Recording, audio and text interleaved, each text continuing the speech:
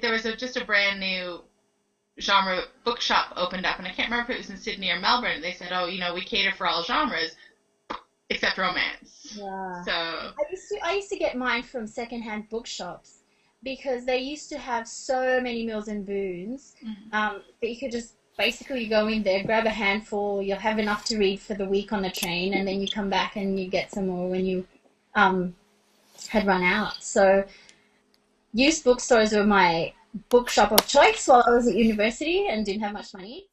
Dimmicks, now that Borders isn't here anymore, Dimmicks has sort of started to set up a broader romance section, but they really don't have any idea what they're doing. They're sort of ordering almost willy nilly. They'll have the third book of a series, or they'll have an author's backlist, but not her latest, and no real idea of how to go about getting the romance readers market. When I first got into J.R. Ward, I went into one of the chain bookstores to buy the next book, and they said to me they could order it in, but it would take 6 weeks. I'm like, 6 weeks? I don't think so. So I went somewhere else. Meanwhile, the romance section is languishing in the back, and you kind of have to go, "Excuse me, where's your romance section?" They'll go, "It's Like they're right gonna over there." like they're gonna keep it under the counter in brown paper bag. They certainly seem to be a little bit embarrassed of trying to chase our dollars, as if it's something shameful that they have to do in order to keep their other more important books afloat.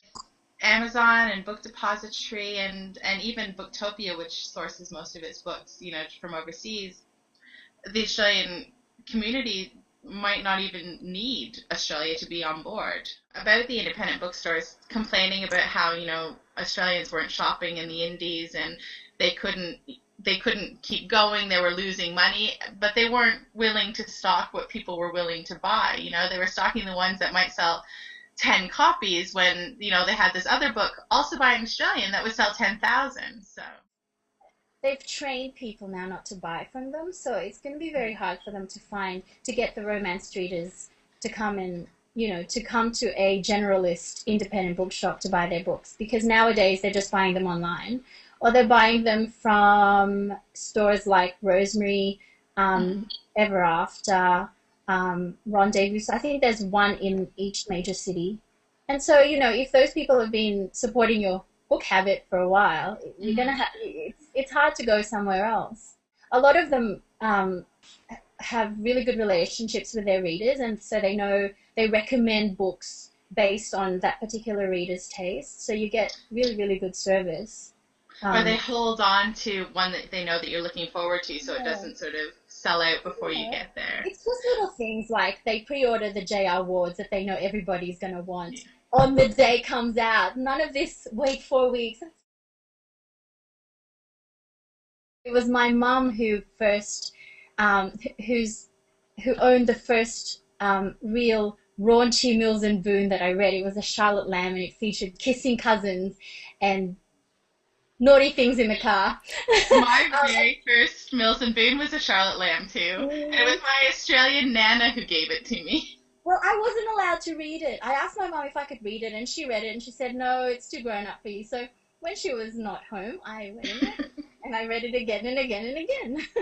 Anyway, so and then I subscribed to Mills and Boon for pretty much all of my high school years, and I think the first few years of university, and then I kind of stopped for some reason. I don't even know if I was reading very much. First, I had my first child. I was so bored being with this baby that I would buy Mills and Boon and read it, and it was just the perfect length for breastfeeding and feeding and watching the baby until they fell asleep. In the Australian publishing industry, you can kind of see that what they consider romance isn't really what a romance reader would consider part of the genre. So I know there are a lot of books now coming out that are, sort of outback romance, romantic suspense, and to a certain degree, they are romantic, and I tend to give them a little bit more leeway just because we have a dearth of Australian set romances. But if I were to compare them with a mainstream romantic suspense, for example, it would be very different. And I think it's your expectation would be shot if you came in expecting to read a romance genre book and you bought one of the romance fiction labeled Australian novels. Well, I mean, certainly the publishers. I remember hearing a story about Bronwyn Parry's publisher not asking her to sort of get rid of some of the romance because they didn't know how to sell it. And Um, that had so little I mean, it was romantic, but in relative to other romantic suspense, I mean, that was pretty toned down already. So if they wanted her to remove any more of that, I don't know what more romance is going to be in that book. well, it just seems to me very silly, Oh, we don't know how to sell romance without any understanding that romance will pretty much sell itself. You just have to give it a chance and let the readers know that it's out there because, as you said, Australian readers want to read Australian set romances. Um, it's not something that you're going to have to alter the way that you do things in order to sell. You just have to get it out there and let the readers come to you. And I think Um, one of the other things they don't have is they don't really do romance imprints the same way they do in the US, where it's very clear to me if I buy a certain imprint that I'm definitely getting romance. Here it's kind of marketed as part of general fiction yeah. lists, and so it's a bit harder to find, to be sure that what I'm getting is going to have a happy ending. So, I read the back. Well, and certainly they don't format it the same way either. I mean, if you're looking for a romance novel, generally you're looking at a little mass market paperback, whereas in Australia they come out in the great big trade papers, and um, they don't have the distinctive covers, they don't have the distinctive titles, so it is a bit tricky to know whether you're going to get what you actually want. You know what's worse? Sometimes they release in C format things that come out in titles that come out in mass market in the US. Yeah. And I just find that so disappointing because, you know, the only people who are going to buy that are people who super love the author and really and have started the collection in big paperback and therefore need them all to be the same size. But everyone else is just going to end up going overseas to buy them because it's more than half the price and it's exactly the same story. And And so, it's 3 months or 6 months or a year after the book's already come out, so the big yeah, fans have already gone and got the book and read it. yeah. So Yeah, I find that frustrating too. yeah, Particularly because I really have a very strong fear that the publishers are going to use it as an excuse for not publishing romance or reprinting romance because they're going to say, oh, well, the readers aren't here, the books aren't selling, without actually giving the novels the chance of coming out to let readers buy them in a timely manner, from their Australian bookstore.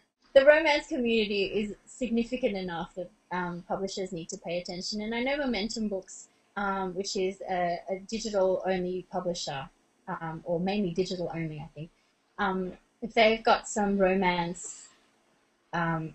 elements, I should say, titles in their list. So that leaves me kind of hopeful, but I'm also a bit concerned that it's taken them so long that they're going to miss the boat. When I talk to some of the authors who are e-published only, um, there's kind of no incentive for them to go with an Australian e-publishing company because, as far as they're concerned, the genre is so well defined, and readers kind of know exactly what they want.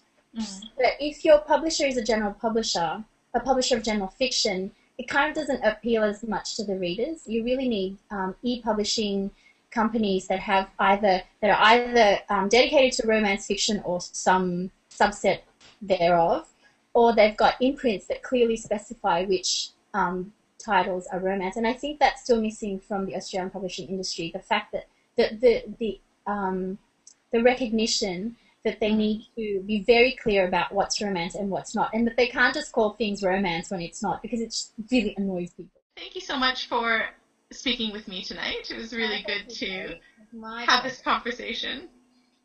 It was my Um, pleasure. and we'll talk again soon.